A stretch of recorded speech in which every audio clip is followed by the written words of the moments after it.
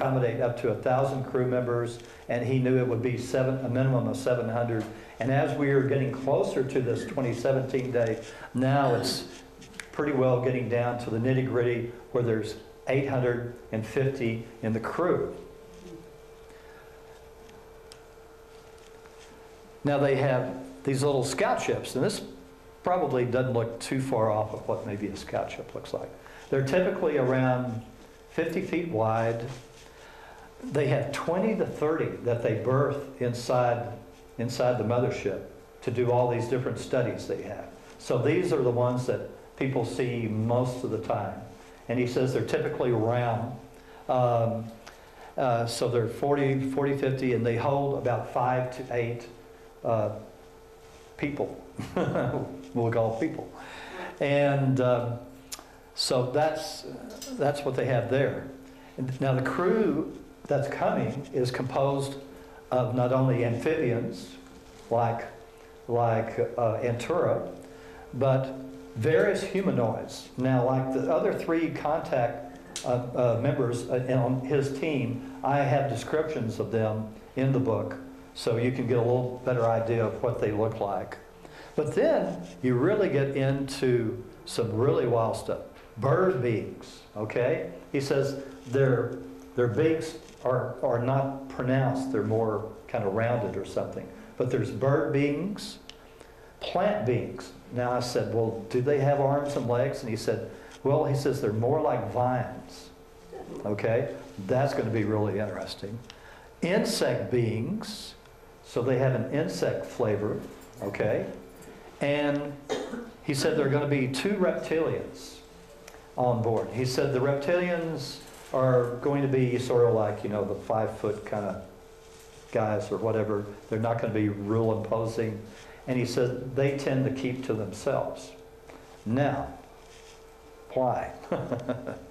But everybody, he says, is a very happy family. Okay, keep that in mind. Everybody is a very happy family.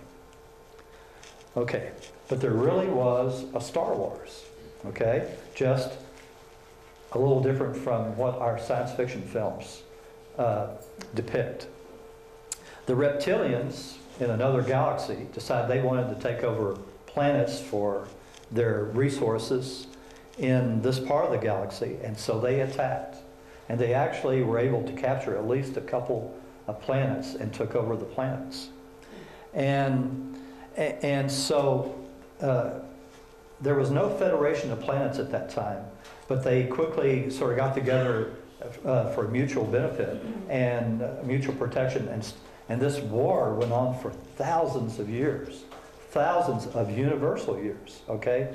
This war took place, and again, this is not in the book, this is something I found out just recently. It lasted, it took place 2 million Earth years ago, but only 200,000 universal years. So as Antura says, not that long ago, the way they look at it. But they were finally able to come to peace when one of the things that they agreed to was to allow reptilian souls to take part in the Earth experiment. Okay? And so there are about, and this, again, this is something, I don't even know if it's in the newsletter yet. It was either in this last one or maybe it'll be in the next one, I'm not sure.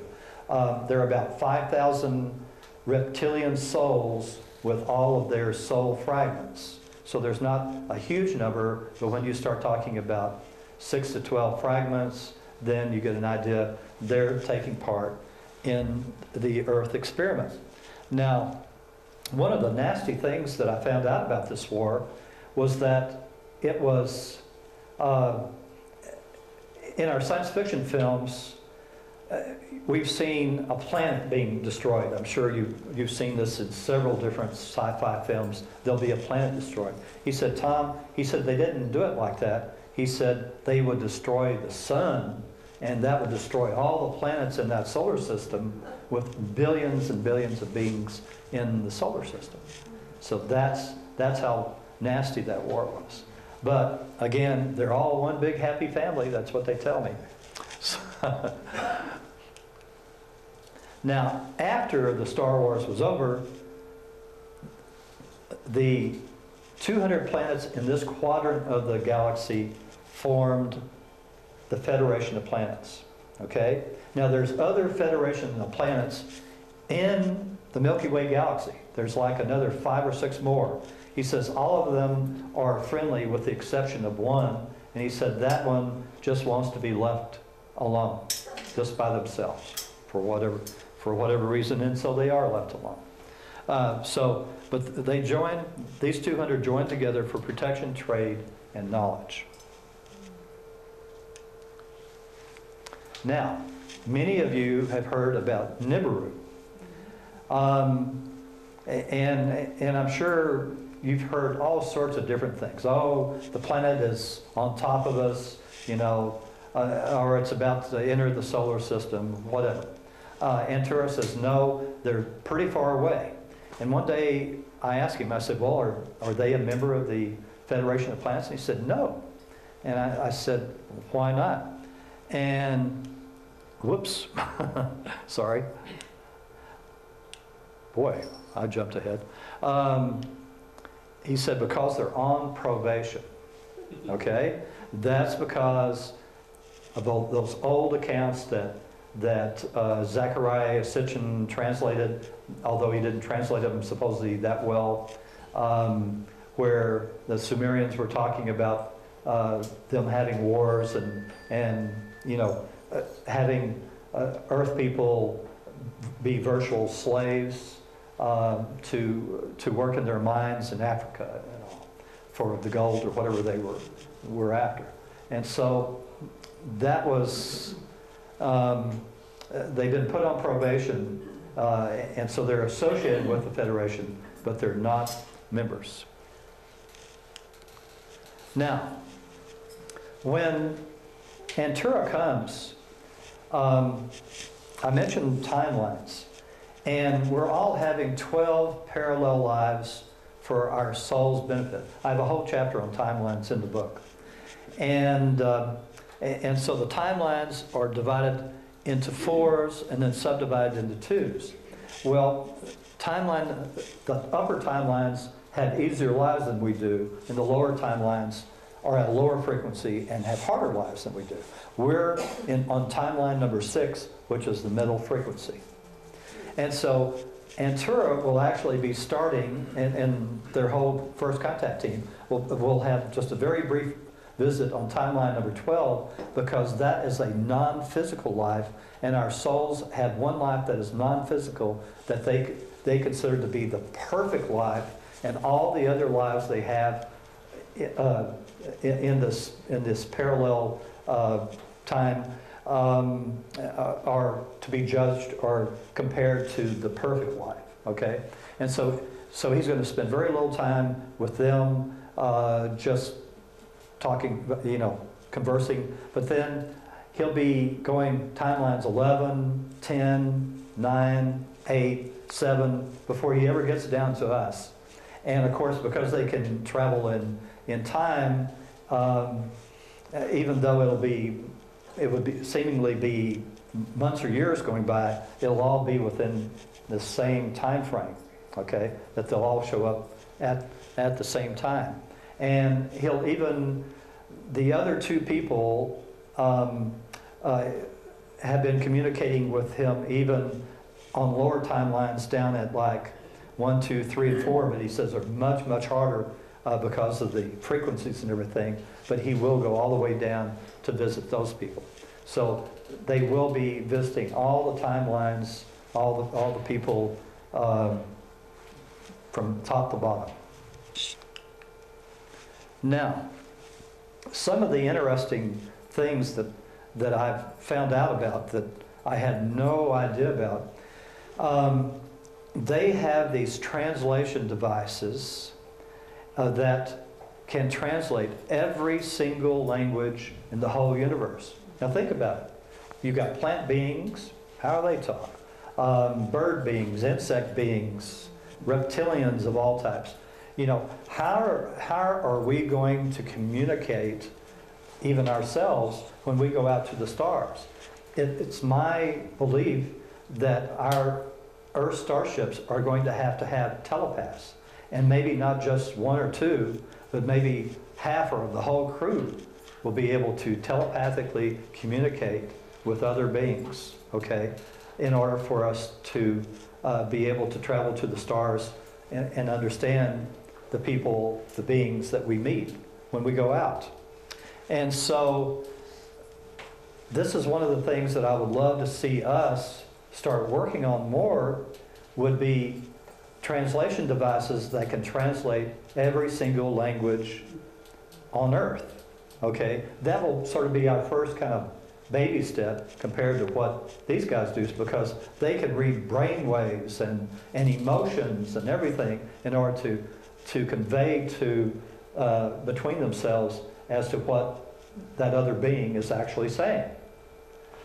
So, but as I got forward on the force field devices, I also discovered on the force field devices that the force field and translation devices are all combined into one, and it's like a little dot that attaches to your skin.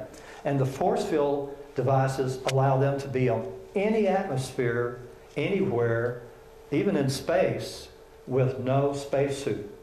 Okay? It's a force field that surrounds them and provides them whatever oxygen or nitrogen or whatever they intake, and allows them to be in any atmosphere anywhere. And so these translation force field, he says this is going to be many, many, many, many years in your future before you'll be able to start really developing these. But this is something that we sort of have kind of a goal way out there. Oh, if they have translation and force field devices, we can do it too. We just have to figure out how to do it. Okay? Maybe our devices will be, the size of a Volkswagen to start off with. I don't know. But eventually, hopefully, we can figure that out. I was told that when a planet gets in trouble because the sun's going to blow up or something like that, they actually have the capability of moving a whole planet from one solar system to another. In fact, they could move all the planets in the solar system to another place where it will be more or less around the same atmospheric conditions that they had. So they actually have these big tractor beams that can move a whole planet, and which was kind of amazing to me. And actually, I was told that the Earth was moved here for the Earth experiment because originally the Earth was in the Sirius B star system, but because they have thousands of these spaceships running around all the time in the Sirius B star system, they couldn't have us seeing that. Okay, that was kind of a no-no. They wanted us to feel like we were the only people in the whole universe, and many people still believe that. So it was, I guess, it was a good plan. And even the moon was moved here from one of the other planets in our solar system. And if you notice, the moon always faces the Earth, never rotates. Why? Because they didn't want people to figure out too early that these objects were round. That's where, everybody thought the Earth was flat. The moon looked flat, okay? Because it didn't rotate. There was no rotation. And that was done for a purpose. Now, this is something that I just learned, I just learned the other day. I knew there was one universe next to ours because Antura says that he has visited this other universe, and he said you can actually see it in your night sky. It's like the Sagittarius, I think, constellations or something, or actually in the next universe. And he said, if you notice, your scientists have been kind of perplexed because it seems like, some things are expanding and other things are contracting and going different directions. And they don't understand that. It's because there are these other universes. One universe is right next door kind of to us. The other